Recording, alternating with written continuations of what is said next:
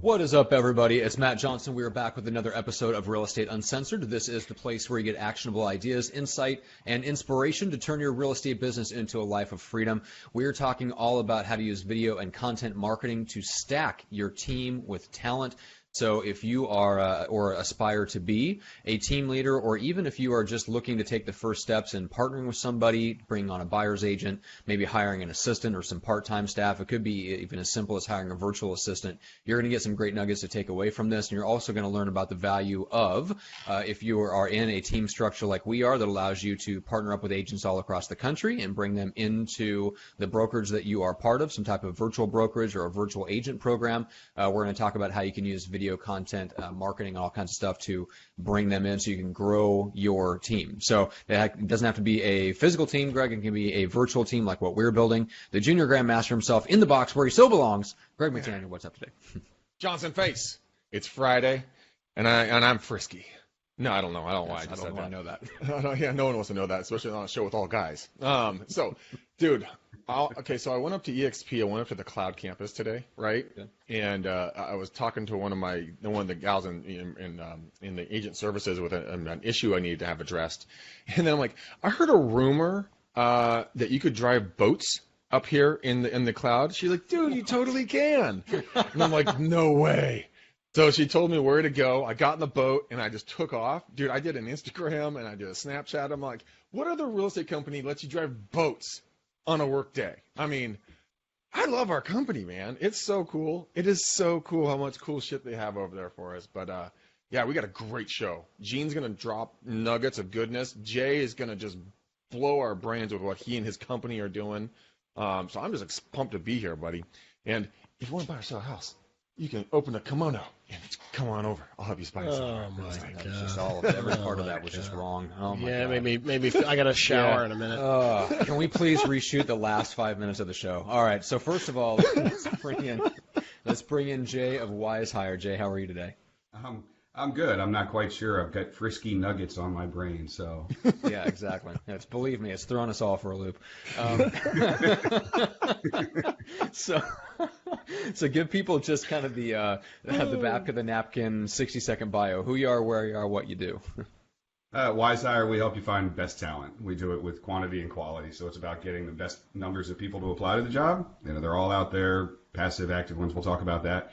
And then the quality part comes in when we use our DISC assessment.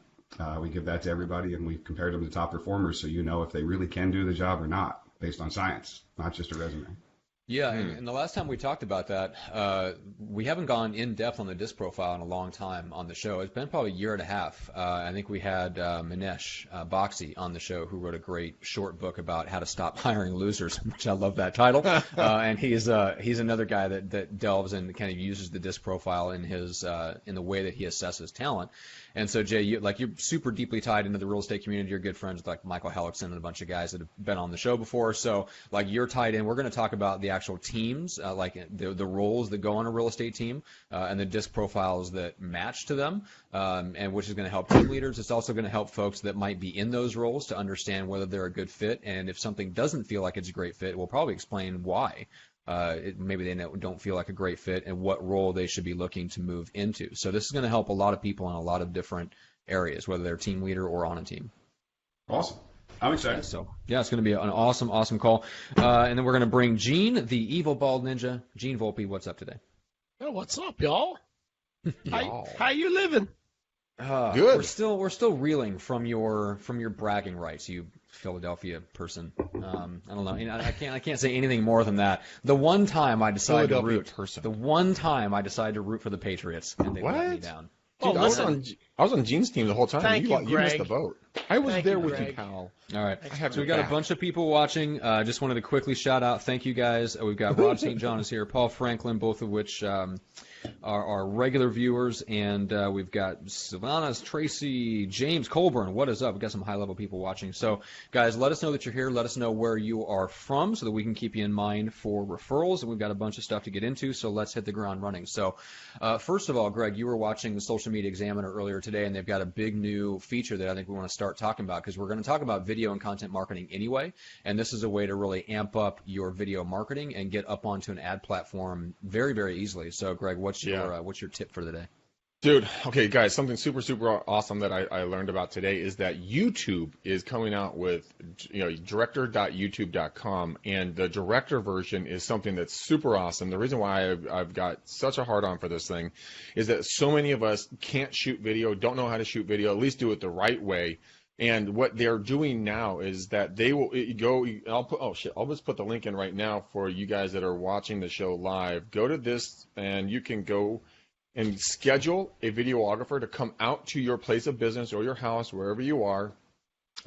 They will professionally shoot a YouTube ad, a 30-second ad for you, edit it, the whole 9 yards, and they're accredited through YouTube, so you know they're going to be professional and quality. Now, that usually costs $500 to a couple $1,000 just to shoot that and get it done. Well, that is a thing of the past. Now, the only thing is that they'll give that to you for free. Yeah, for free, as long as you spend a minimum of $350 in YouTube ad spend. I mean, this could revolutionize the way you guys do lead gen, or as Jay and I will talk about today. Get people onto your team. For the evil ninja over there, the evil bald ninja. To do marketing. I mean, this is a really cool thing if you can get them shot professionally for a couple different things. So I want to shoot them for our EXP team.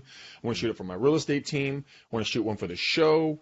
And then just drop these little nuggets of goodness all over YouTube because they're already warm leads when they come into you because they've already watched your video. They like you already. You don't have to advertise to them. You're going to do content. Jay's going to go deep on content. But I wanted to give Jay. Let's talk about that just a little bit right up front. Like Jay, now that you know that exists, you have the ability to take some of the WiseHire clients and just get them a 30-second commercial shot for essentially free, and then they can just put the money into ad spends. How would you use that, and how do you recommend people use that and get up running and use it for hiring? Oh, I mean, we'll talk about it throughout the thread here, but we always see there's passive and active candidates. The passive ones, they're on job boards. The active ones, they're out there. They got a profile on Indeed, ZipRecruiter, somewhere like that. Okay. A lot of other roles, you're fine. ISAs, transaction coordinators, admins, you'll find plenty there. The buyer agent, typical, most people aren't looking for a listing agent. They want a buyer agent. Mm-hmm. They tend to be a lot of passive candidates. They don't have a job profile. They're in your market. You know who they are, maybe. They're doing a couple sides a year. They're struggling. They will come to your site for content. So I'm always coaching everybody we talk to, do some content marketing. And I mean, I've been telling people, grab a smartphone, shoot a video at the end of the driveway after that listing call, and just give them nuggets. Just hand out free. It's an abundance mentality. Don't take this mindset, there's restrictive. I don't want to share that. My competition will see it. Trust me, if they're with a straight line broker, they're probably not getting anything from a mentoring standpoint in most cases. So, I mean, this is great because people have only been left with iPhone videos at the end of the driveway saying, hey, next time you're on a listing call, if they say this, don't do that. And people start to watch that. People in your market, the prospects you want, learn from you. You become the position. This is fantastic. Now, that $350, is that over a certain period of time, Greg, or is that just in general? Yeah, they're asking that you spend it, I think, in the first month or just overall. I just heard about it, so I'm just reading about it.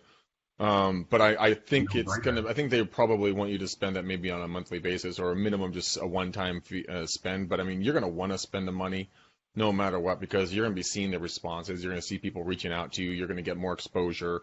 I mean, Matt was telling a funny story off air. Matt, tell a story about how you woke up to Frank's booming voice in your sleep.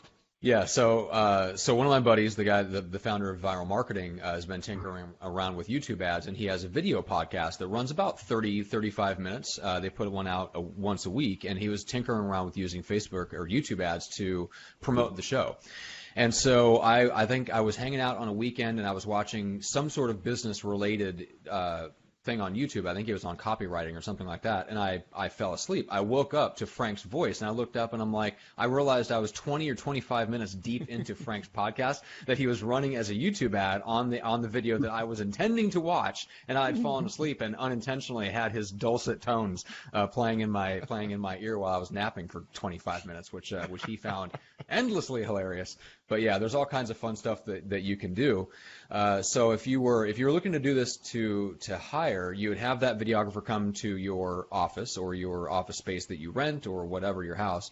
You would film something about your team and something about the education that you provide and maybe a sample of the education, and then put that out there and start running it in your in your local market, and probably on you can get it super granular with YouTube ads. I mean, you can get down to the exact videos that you want to show, your ads to be shown on top of, or you can go more general. I think what YouTube has in mind is, hey, because there's a bunch of options, let's get you hooked up with someone that can kind of get you set up, and let's short circuit the setup process so that you don't get overwhelmed by all those options. And so basically just send somebody out, they film the commercial, they get your ad running, and then let's refine from there. So, and Gene would be, I want to get your opinion on this, because you would be, if you could get all of your clients to film a professionally shot 30-second video that you could then play with and work your magic on, I mean, you could do all kinds of fun stuff. So give people an idea of what you would do with that if you had just the raw material in your hands.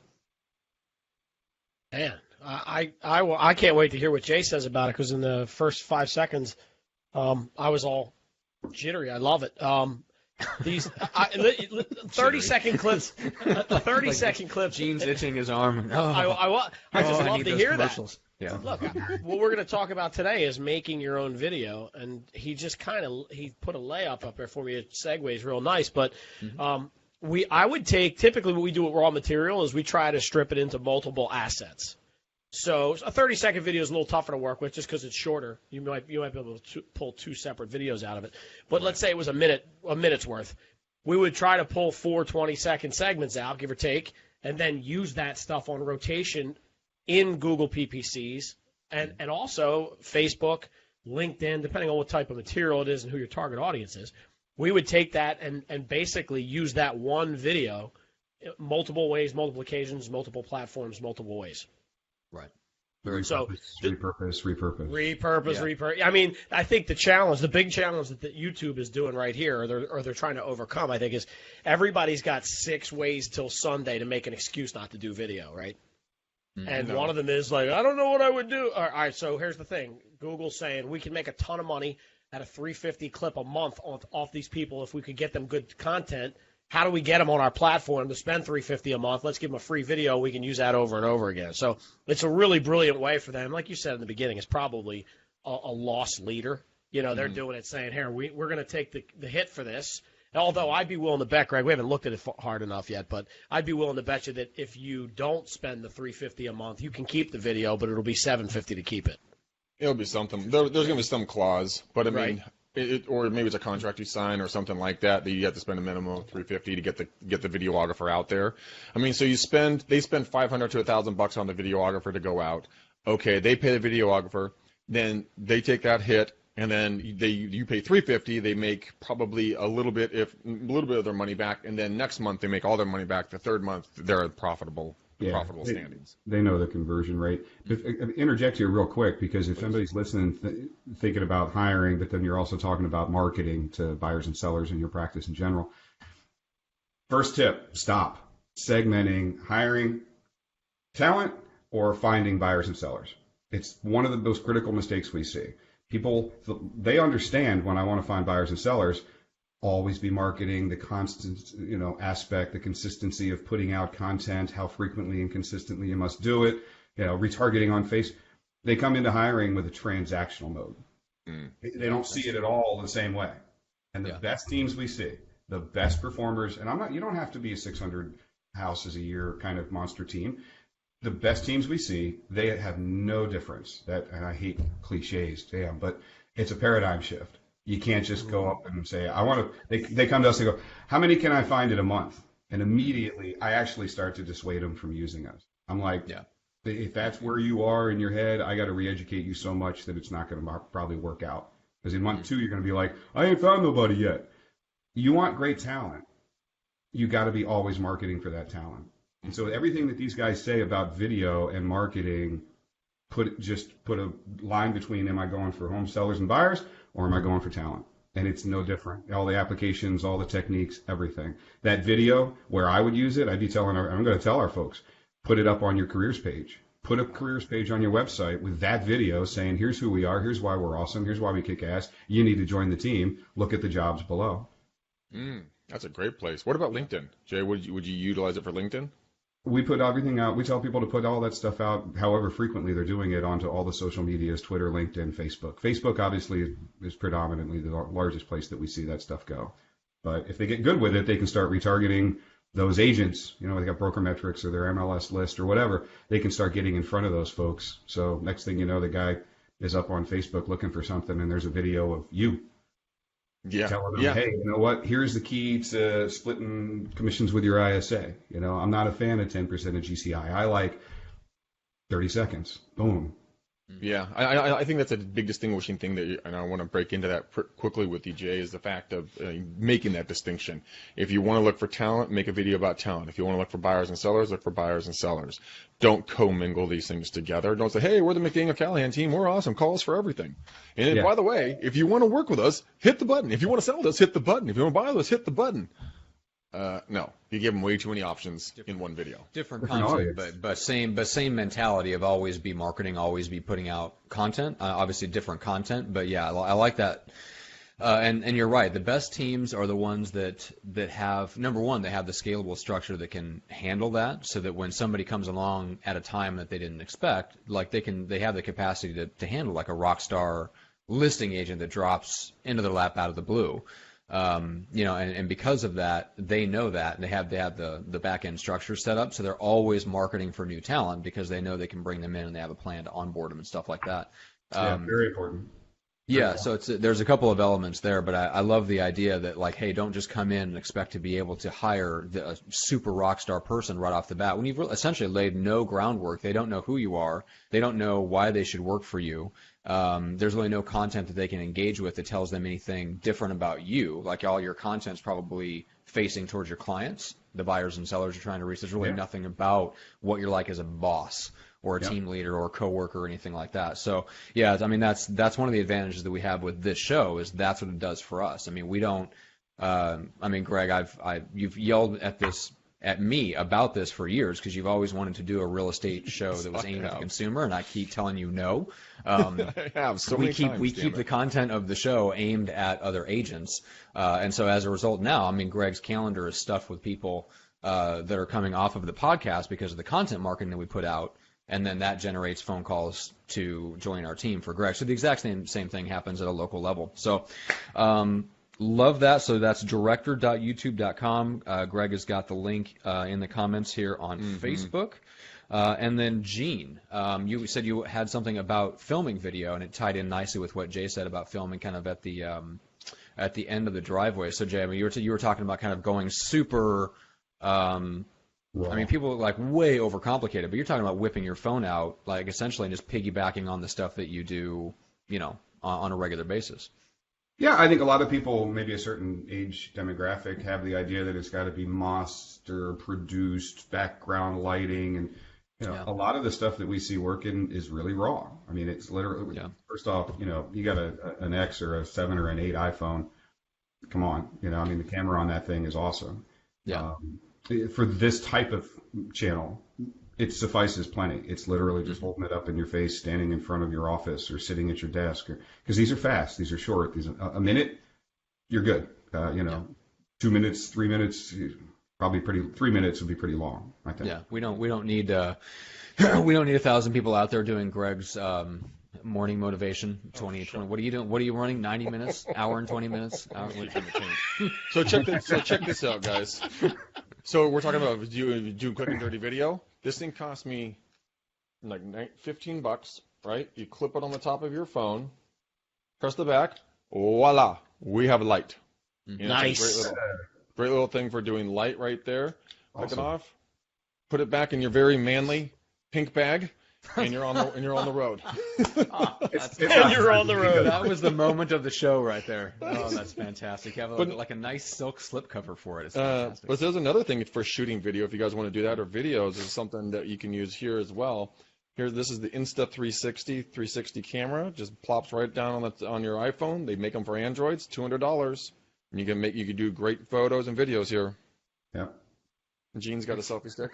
He's Paul, doing something awkward. Paul Franklin is watching. He says he does a 30 to 60 second dad joke video every Friday. They are terrible but memorable. People actually look forward to them, and it's building name recognition. First of all, that is hilarious. I would do that on top of content that's actually delivering value, but that is funny. It's a way to set. Listen, I watch them. They're great. I see them every week really? when he does it. Yeah, oh God, I see them. They come through my feed all the time. They're awesome. And he's right. The jokes are terrible. They are good. As well, they should be. All right, Gene. So what's your strategy for or recommendation for shooting video? This is what we're talking about. It's great. This is a perfect topic for this. It was done by accident. So I went and picked up this selfie stick, right? Okay. Obviously, it's got the whole thing on it. It's pretty nice. I paid like $25 for it. It's called a Benro, Benro. And it's also on a stand, as you can see, which is pretty nice. So I can keep it, and do my videos this way. The other piece that you're going to need, because like what Jay was saying, these are 4K cameras now. So, the quality is completely ridiculous. You don't need to go out, and I still talk to people a lot. They're like, what kind of camera should I buy? I'm like, what do you have in your pocket? Outside of your flip phone, you're good to go. And then we could start talking about jumping on top of it. But here's another nice little piece, and I was hoping to have it today. It's supposed to be delivered today, but it hasn't arrived. It's a Rode video microphone. It's a unidirectional microphone that fits onto your phone. And so it basically sits in the headphone jack. Mm-hmm. I don't know if you can see it here. It sits in the headphone jack, and you point it in the direction you're filming, and it basically blocks all the background noise out and enhances your noise. So like if you're using a selfie stick or the camera's a little bit away from you, and how sometimes you do an interview with somebody and it's like, I can't hear that person, this will actually pick it up. So it's called a Rode, Rode, video micro, and it's $59. So between this selfie stick and the $59, you're in it for $80, and you have absolutely no excuse not to be doing a video a day for a minute. Yeah, I completely agree. Here's another thing. Yeah, we're going down the rabbit hole video today. I got a little tripod, little thing. This thing can bend and twist and everything. You can attach it to anything you want. Then I have this little key fob here, sync to my phone. Oh, and so that when I can be far away and I can just push this thing and it'll start video or it'll take photos. So you can do good Instagram stuff. You see that? You see that little thing here? Same thing. It's a blue, and it comes off, so you can carry it with you. Oh, right? Cool. Yeah. So it's pretty slick. Wow. This is nice. So for $75, we can get you have stuff a whole for video Jay all production day. studio in your pocket for less than $100, which is crazy. Yep. Yeah, that's awesome. Jay, what would you have done with this if you got a hold of this stuff 10 years ago? Oh, 10 years ago, we were writing 500-word articles, I mean, it was literally written word.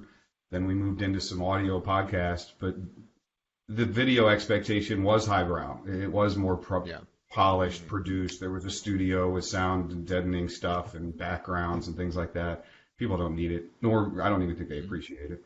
No, I think there's they just serve completely different purposes, and especially on social media. I don't think people are looking on social media. Now, if you're going to a website and you're researching your financial advisor who's going to tell you where to place $1 million, by all means, like you want to see maybe some combination of raw video and some produced stuff about how good they are and the staff in the office and his investment philosophy and blah, blah, blah, blah, blah. Like, I mean, there's a place for everything, like highly video, produced and really raw. The ones you're talking about with director.youtube, that professionally shot anchor video is great. The quick ones that you're doing out and about in the world around you, just nuggets and tidbits that are designed to help that agent appreciate what it is that you're offering. You have to again go back to mindset again. People that want to be the 95.5 lone wolf, independents, don't want anything to do with anybody, they're not necessarily your audience. People that are approaching teams, they want that.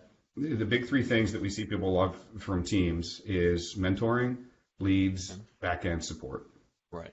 They have their licensure basically taught them nothing other than how to submit contracts with a facsimile. So that hasn't been updated, So they got their license and they thought they would learn something there. Didn't. They got to the brokerage and there's not really a whole lot going on there. They don't have a great mentor program. So that's the first thing they want. How do I do this? Yeah. What did you learn? I mean, it's like a franchise mentality. You've been out there doing it. Can you tell me? Mm-hmm. And that's what they're open to sharing that revenue with that because they know that it's going to benefit them.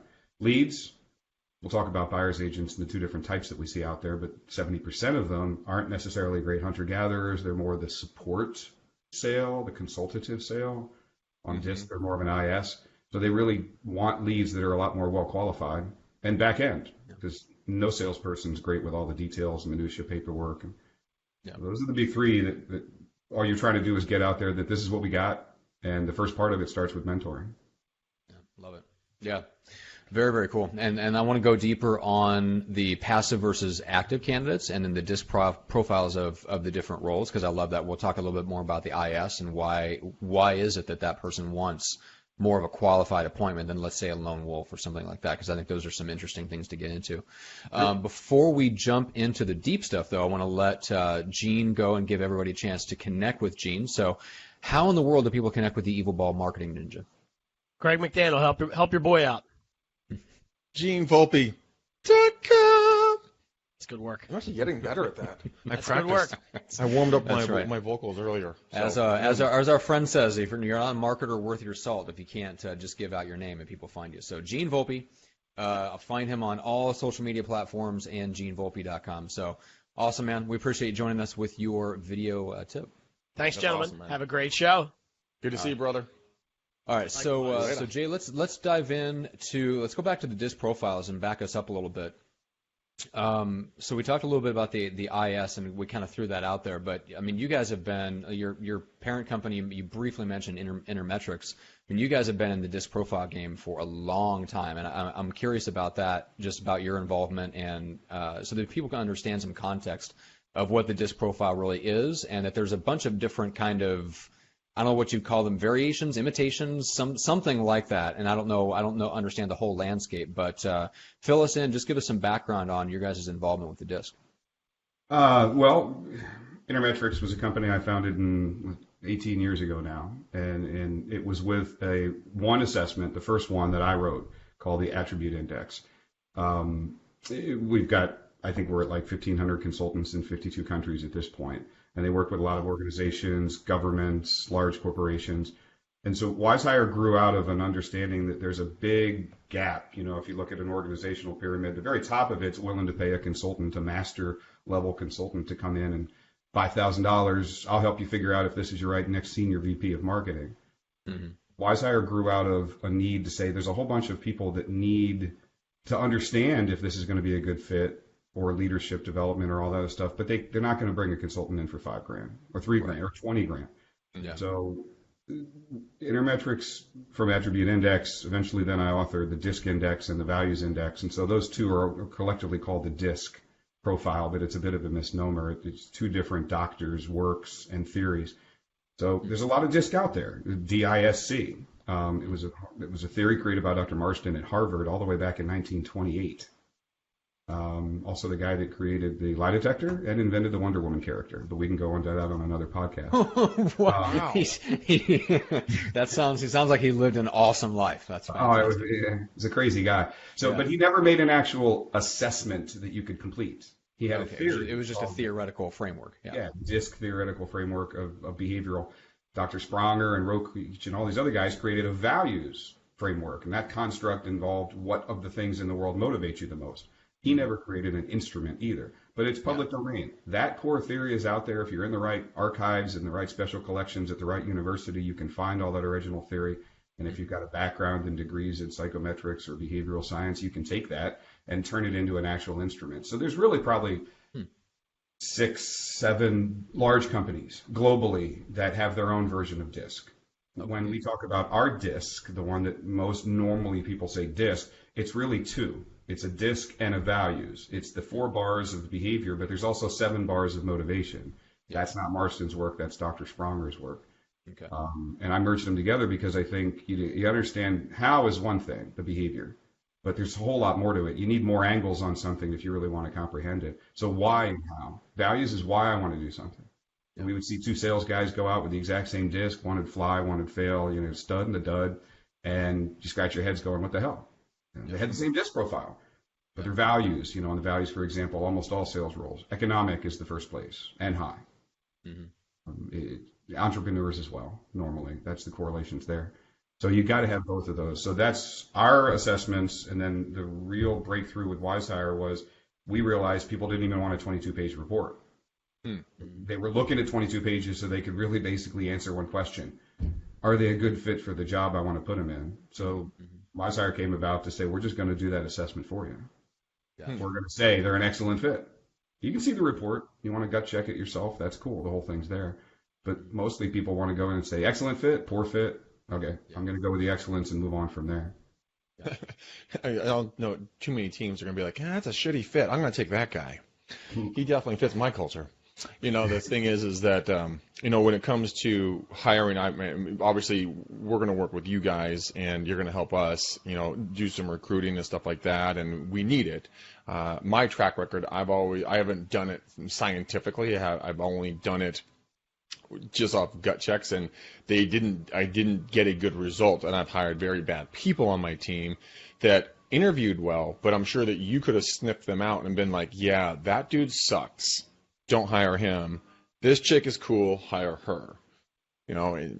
How do you, obviously you don't want to give away all the, the secret sauce, but how could they sniff out someone that's just not right for their team, even though they interviewed well? Is there any kind of thing someone can they could do? Well, I think, and there's no panacea for the ills of hiring. Hiring sucks. It's always arduous and a pain in the ass. You're still never going to get it right 100% of the time. Our intent is we get it wrong. Sometimes on our end, we've gotten it wrong. So, and people come to us and say, should we make this hire? So no one's going to get it perfect 100% of the time. Historically, you've said, I'm going to look at somebody whose resume says this, this, and this. Well, they wrote the resume. I wish people would hire me based on the resume that I gave to them as a prospective client. Because I'm writing it. So it's like you writing your own marketing material, because Chevy would never say anything or Ford would never say anything that wasn't 100%, true. So I always have to remind people, it's a resume. It's really hard to predict accurately how well somebody's going to fit based on a resume. So many misconceptions out there. I had a guy last month, poor fit on his WiseHire dashboard.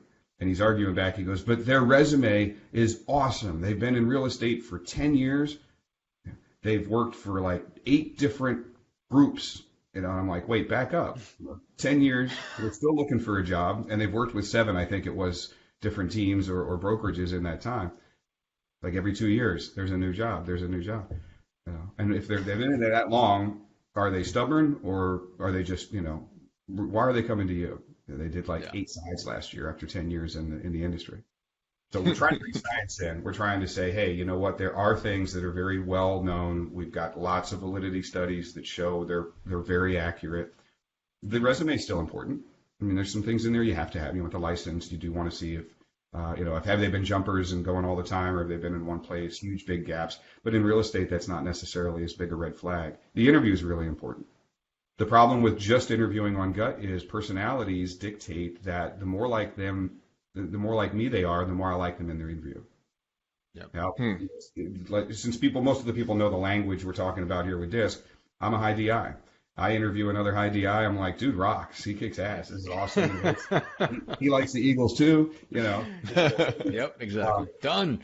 Yeah, it's like, you're perfect. And then I put him in a job that I would hate to do. Yes. You're just like me. Now go make calls and don't do anything else all day long. Exactly. There's 110 FISBOs. I'll see you at 5:00. Or you find a person that's great for the job, and let's say if you're hiring an admin, you want a high admin that's a really high SC, and a super low SC interviewer is going to think, kind of pedantic. Like, wow, it's like interviewing an accountant, All right, come on, let's make a decision here. Do you want the job or not? And they're tending to drive you crazy. You don't jive with them in the interview. So interviewing alone is tough. It's still important. Yeah. To get the culture and the feel and all that stuff. So the way that what's up, Greg? Quick question for you. Veronica is watching us. She's a friend of ours out of Texas. And what up, girl? Quick shout out to you.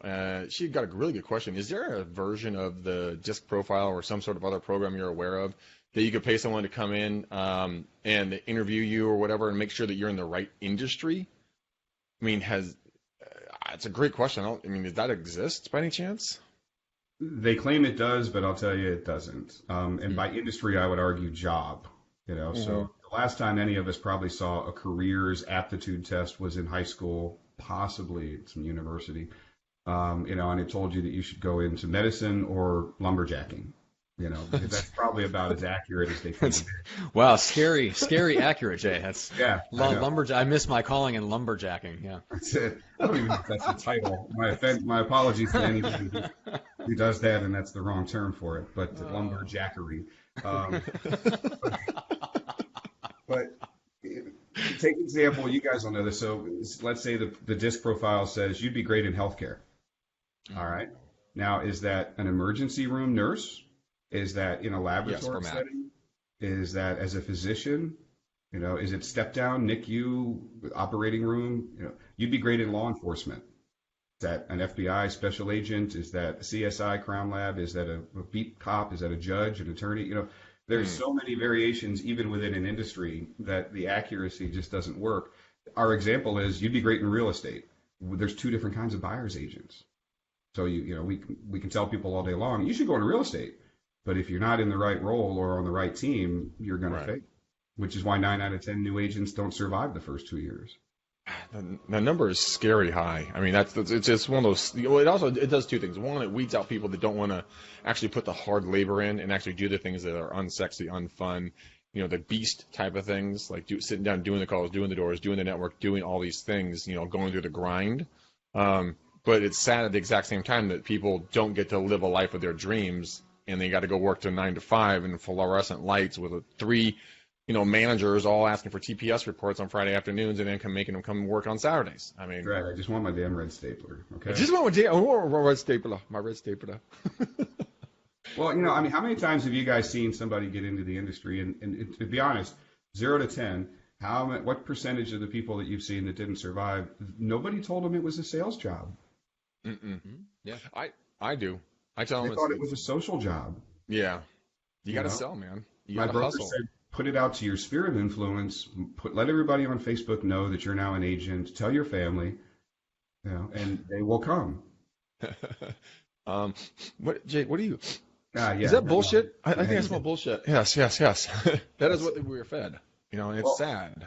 The tens of thousands of agents we've measured in the country, the U.S. at least, I would argue, this is anecdotal, but I'm just going to go with maybe 70%. They look a lot more like a showing agent. They're a higher IS. So this is back to your point, Matt. They're a buyer agent.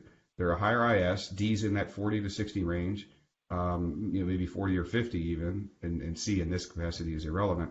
And they're great with showing people houses, meeting people, networking, having discussions about the new foyer over Petitfors. This is awesome. I'm having the best time of my life. But they're like furniture salespeople or car salespeople, which are not active hunters. So you walk up into the furniture store or onto the car lot and press the button. Does the guy then go into his sales skip? They're not prospecting. They're not field salespeople. I always tell folks, a lot of our clients are going for different jobs that are actually advertising outside sales. They're in that market, they've penetrated what they can. There's a very slow drip of new agents coming in. They're not happy with what they're finding because it's that IS that's coming in, and they don't have ISAs. They want a real hunter. They're putting jobs up for field sales reps, like insurance companies do it a lot. If you're an awesome salesperson, you're out there, you're hunting, you're prospecting, you're knocking on doors. 10 out of 10 doors slam in your face. You don't care. They're all idiots. That's your personality. You never take it personally. You can go all day like that. They're telling them to come on over, and they're saying, look, let's get you a job in real estate. You got to get your license, but that's easy. I'll help you with that. Exactly. But they know they can sell. So I think that's why so many fail, because the majority of them are ISs. So as you're advertising for jobs, there's only one shop that works really well, and that's you've got super qualified leads and probably an ISA who's taking those all the way to the goal line, which is on your calendar at 2:30 on Wednesday. There's not really much of a sale when John or Margaret sit down with that buyer couple, and the first thing they do is they say, here's the contract. They're sitting in their office, or they're scheduled on a phone call. That ISA and the qualifications of the leads from Sync or Boomtown or Zillow or wherever they're getting them, they're such that that buyer agent isn't really selling. There they can fit. Yeah. But on their own, this is an interesting point, because Brian is watching. He says we call those kind of people order takers, and I get that mentality, but look at it from the entrepreneur's perspective. Which would you like to have a business based on? A business that produces leads that are so easy to close that you can have an entire fleet of order takers? Or would you like to be dependent on a group of rock star agents and all the cat herding that goes along with that? I'll take a good question. Yeah. Well, I mean, because that's the thing is, like, I know guys that have come into the real estate industry from outside the industry, and these guys are real deal entrepreneurs, and they don't build a team of rock star agents. They build a rock star system, and they plug good people with the right disc profiles into each stage of the system, and the system is what converts people, and the system is what, you know what I'm saying? Like, they have a person at the right stage of each process, that their superpower is just moving that person from one stage to the next, right? So they've got a marketing person that goes out and knows how to generate leads, that get the raw leads for the ISAs. The ISAs push them to an appointment. Then they have someone show up that's just a very nice high IS person that then takes them out to show them the homes, right? And then they've got the super high SC person that's the transaction coordinator and pushes it to the goal line of getting the deal done. Like, that's a real business. Like, that's an actual business as opposed to a practice. And so I think that's one of the things that we in real estate need to be aware of, is that mentality of, like, just taking pride in being a lone wolf rock star, because that is a type. That is not how you build it's really not how you build a business. It's how you build a practice. And there's nothing wrong with either one. You just have to know the difference. I think the difference you have to ask yourself is, do you want to be a mini broker, or do you want to be a team? Because the team is not the same as a mini broker. You know, and we get them. People come in, they go, I got to hire an administrative assistant, and then I'm going to get 7 buyer's agents to take the leads I don't want. Mm-hmm. Kind of a mini broker. You know, I want sellers, listing agent types. I want the high DIs, and I don't want to have to manage them. And okay, if that's what's right for them, that's what's right for them. The thing that I think most team leaders need to realize right off the bat is, you just nailed hit the nail on the head. You're building a company. Mm-hmm. You hire like you're building a company. You manage like you're building a company. Your evolution of your business is to remove yourself from the center of the solar system. You know, one of our teams did 620 houses last year. The team leader that started it did 2 because they were family. That's the only reason.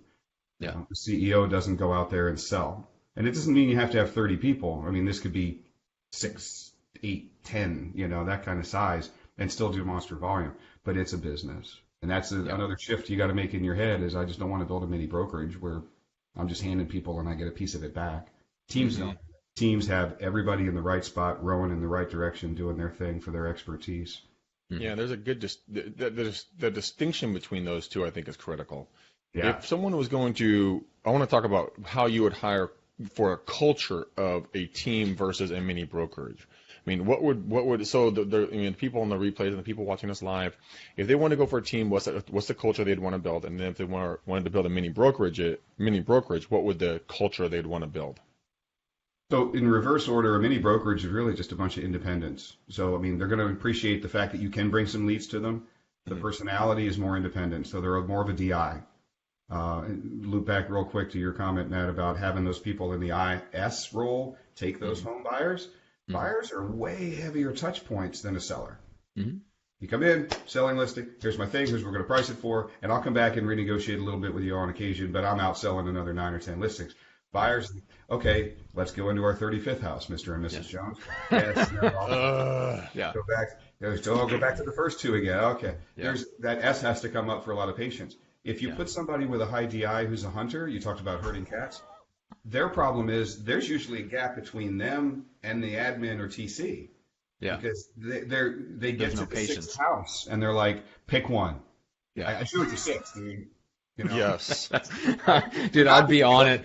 I would have a house hunt. Like, it'd be an episode of House Hunters. Either we show 3 and you pick one of them, or I'm out.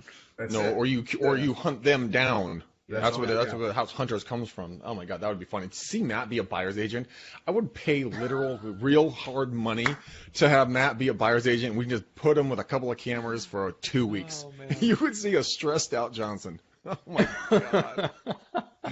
By house 6, he's actually got a beard. He's just like sitting in the car going, "Look, I'll unlock it. You guys do your thing." You're That is one of that's the only way I could go through that is I'd have to methadone myself. Oh my God. But, All right, so you have your culture- solo operators. If you're a mini brokerage, you're essentially building, and you need more people with high drive, high dominant, right? Because they're going to operate more independently. Yep, more the hunter. You still need the admin side to support them because they're even worse at getting all those details and being organized. Right. I mean, they're just the most horrific. If you're building a team, it's me. That is a person who really does want. So you think about the different roles. You'll have a couple of those, Top Gun, rock stars. They're going to be always the independents. There are one or two of them that's actually doing a lot of listings. If you get big enough, if it's not you.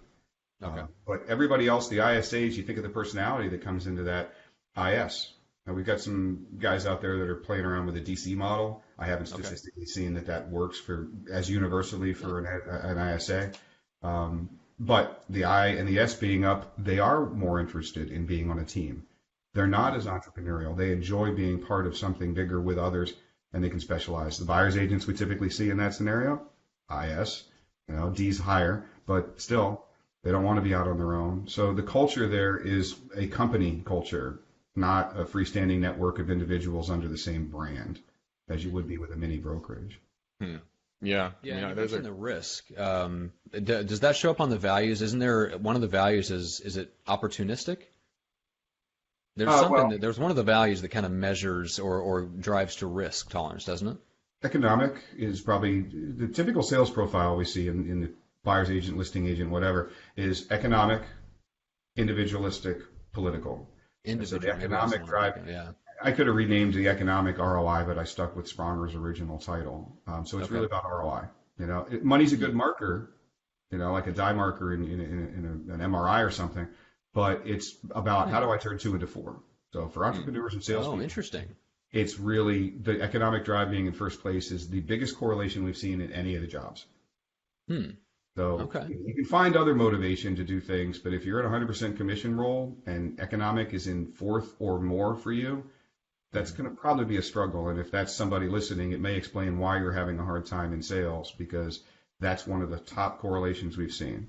Commission roles, 100%. And that's where Greg, you and I differ on, like when we typically give advice to people on whether they should join a team. And this is why I love you, Greg, because we disagree on things. But I know even when we disagree on things, it's usually because we have the same motives at heart. There's just some disagreement over like who we're talking to. Greg, so like when you give most people advice on them not joining a team, I think you're thinking of people probably like yourself, which you didn't need to necessarily be on a team. I mean, you got mentorship, but you didn't really need the structure. I mean, it helped to have the back end support, but you were a grinder. You were out there every day, hitting the doors, hitting the phones. Like you didn't need your handheld necessarily.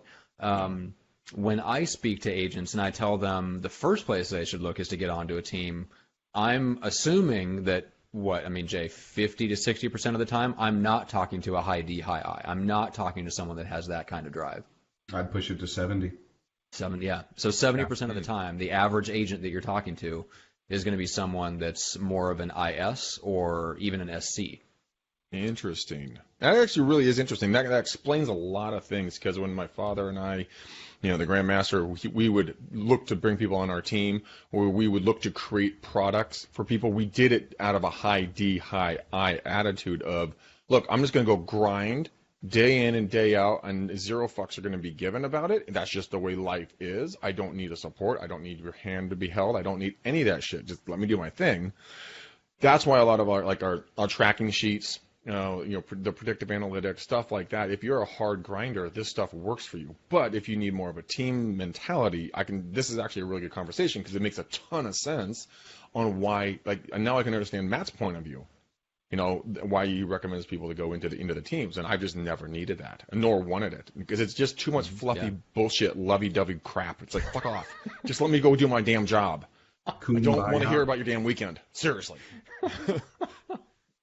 And that super hunter personality, the ratio there is usually there's 1 on a team. And if it gets big enough and that person who started the team, who was that, backs themselves out into an actual CEO role, then they replace themselves with the rainmaker or two.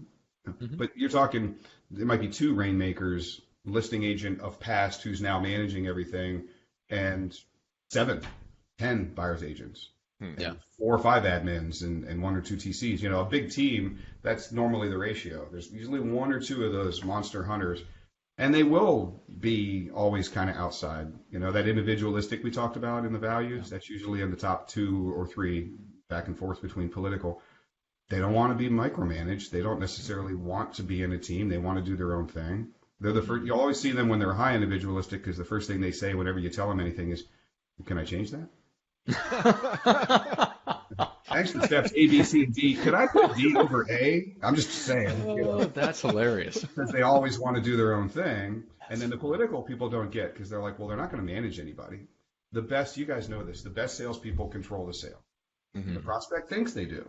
But the political drive is the drive to be in charge. And so you learn early in sales to make sure they feel like they're guiding it, but you're guiding it. You know when the next call is going to be. You always have a reason to come back. You structure everything. So that political drive is very important in outside salespeople too. Interesting. Yeah. Actually, I was called the other day by a buyer of mine. We did both sides on a property here in town, and he called me to thank me for keeping him, sane and under control. Because, when he was like a spastic 2-year-old having a temper tantrum, I knew I'd let him run a little bit, then I'd bring him back, then I'd let him run, then I'd bring him back. But we kept him on track, and we got him closed, and now he's, singing my praises, and he's becoming a friend and can drink some beer together. But it's controlling the narrative is incredibly important. Having client control, and then it's not like you're dictating to them. It's not like you're being a jerk to them, but you are controlling it. And you have that internal control sense. You're the one that's holding the rod. Yeah. Exactly. They're the client, but you're really leading that thing. That's the political drive. We could do more of these calls where we start to talk about, if you can start to read some of these things in your prospects, your ability to sell to them. Just understanding if they're a DI or an SC when you first start talking to them. Be like, I know exactly what their buying style is. We talk about behavioral style and hiring. Well, in sales, this is their buying style. So you can't sell to a high S like you could a high D. God, no. You want to shoot high S's and C's. They want to know everything. You do. But then, that the buyer's I was going to say, with the 3 of us, we got to make sure it's not an episode that just bashes ISCs. We then love the all of our SCs, ISCs. They do stuff that, we would screw that sale up. Yes. And I have. All right, so Jay, how do people learn more about Wise Hire? What's the best place for them to kind of get a sense and a feel for what you guys do, and the best way to kind of take the next step towards you? Oh, just go to the site, Wise Hire with a Z, so WIZEHIRE. We've got a blog up there. There's a lot of stuff that we put out like this, continually doing content stuff like this, putting the education out there. I guess we're trying to live what we're preaching. Yeah. People have said to me, why do I need you guys if you just told me how to hire? Well, you don't. If you want to go to Tony Robbins and use our same disc that we license to him, go for it. Have fun. Yeah. That's fine. You're not a great customer for us anyway. The pull-away method right there, folks. Fine. Yeah, You're not a good customer anyway. No, I've got to work with you now. See? Gotcha. That's it. You're not the prettiest girl in high school. Oh, man. You know what I'm really excited about, Matt, is the fact we're going to have Jay back on the show on kind of more of a regular basis, because I think what we're talking about here is very, very important for people to understand, and there's no way we could get it all in one show, because there's so many different facets of understanding how to build a team, the DISC profile, all this stuff that goes into a Wise Hire. See it, Wise Hire, I did it. But it actually did not mean to come out that way.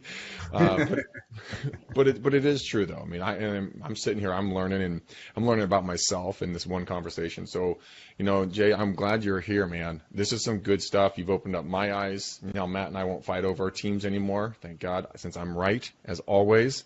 And now Matt. I very much am confused by how that ended up going that way, but sure. I was just actually writing something the other day, and I remember writing, the better, something along the lines of like the better we understand ourselves, the better results we get. So I mean, even just to understand yourself, I mean, Jay, you pointed out like if you're a certain type, or if you're operating in a certain role, or if you're struggling in your sales career, go back to the disc profile. Because Greg, you and I feel like, and you more than I do, but when I end up on some of these calls, I want to jump off a bridge, and you know specifically which one I'm talking about. But you get on calls with people, and a lot with like the McDaniel Challenge, and I feel like a lot of it is rooted back to them trying to do things that are well suited for somebody else's personality type. And if we all started by like, hey, if you're struggling in the business, if you feel like you're not getting where you want to go, not getting there fast enough, whatever the case is, like go back to your disc profile and go back to the values and the behaviors, and you can probably find the answer there.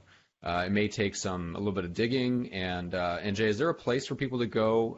Can they take the disc assessment on the Wise Hire site? Yeah, there's a free disc up there for anybody that wants to take it. We should actually have a show about that entire topic as far as just their own personal development. We can talk. We did a 197,000 person study over the course of 7 years. Whoa. Really? 197,000. That's a lot of people.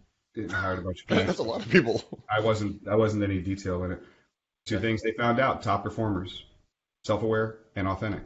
I wrote a book about it called What's Your Genius, but they know their strengths and weaknesses, and then instead of saying I'm a low D, I need to be a higher D if I want to be a salesperson, they know what they are and they don't try to fix it. They just figure out what's right for me and how do I go. Just what you just said. I'm not trying to be somebody else to do this job, because it doesn't work anyway. You can't go in and change your behavioral profile. I wish I was a high I. Nah, ain't going to happen.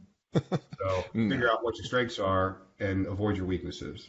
That's what all the best are doing. They get in the right role, doing the right stuff that's perfect fit for them. Yeah, I couldn't agree with you more. That's the great thing about sales and marketing. And Greg, you and I have a couple of like training programs that people get for free when they partner up with us, and they literally are for polar opposites. And then we've even got a special training for introverts, because we're trying to build that out. So because I firmly believe that like there's enough sales and marketing strategies and tactics. I mean, this is the best time to be alive and growing a business, because it doesn't matter what personality behavior you are or what your values are. You can absolutely grow a business around whatever your genius is. So, so everybody check out Wise Hire. And then Greg, speaking of the team and all that good stuff, how do people connect with you to learn more? Guys, first off, I put the link in the chat for you guys who are watching this live for the free DISC profile on WiseHire. So for me, guys, go to bookmcdaniel.com. That's bookmcdaniel.com. Get 30 minutes with me. Learn about our EXP team. We are growing this thing nationally. We are going to go international with it very, very soon. And I want you guys to be a part of my team. When I say team, I want you guys to be flying your own free our back end, so that you guys have all the cool stuff that we're going to give you. We're going to give you a podcast product. We're going to help you guys put at least 50 people on your team. We're going to give you a bunch of products for free. You have 2 different masterminds you can be a part of, and a lot more. So join EXP with us, guys. If you're thinking about doing it, just book it with me, bookmcdaniel.com, and let's get that call on and get that wealth building and not just building an income. So that's where they can get a hold of me, and I'll give them your cell to give you a call, 402-441-1172. All right. Ask lots of questions when you call. Yeah, exactly. I love it. I just love spending time with high SCs. All right, guys. Speaking of the training, Greg mentioned that you do get they're one of the masterminds you can plug into. One of those is ERS Livestream, which is run by a buddy of mine, Jeff Cohn. He runs what you would call a mini brokerage model. So his agents will sell somewhere between 800 and 1,000 homes this year. So they broadcast all their trainings live. So Wednesday and Thursdays of each week, you can join their trainings live. So it's erslivestream.com. It's super, super inexpensive, and they're great friends of the show, so I always want to make sure that we mention that. However, if you join and you link arms with us under EXP, you actually get that for free. So the only people that pay for that is the folks who want to go straight there and just plug into the training and just go straight to erslivestream.com. And then as far as the show, make sure to subscribe, YouTube, iTunes, Stitcher, and we love you guys for sharing the show. We appreciate it. Go leave us a rating or review if you found this valuable. And that's about all I've got, Greg. Good, Matt. What do you want to do to this show? Let's put a bow on it. Let's do it right now. Right, no, we don't need to specify the color of the bow we're putting around the show. Thank you. All right, guys, I love you to pieces. That's why we're here. I got a great tip for you guys about a follow-up system on our next show, so make sure you guys can come over and take a look at it. I'm signing up for it today, and I have a call here in about an hour and a half to implement it. So I'm really excited, and I will share it all with you guys on how it is working for me when we do our next podcast. Guys,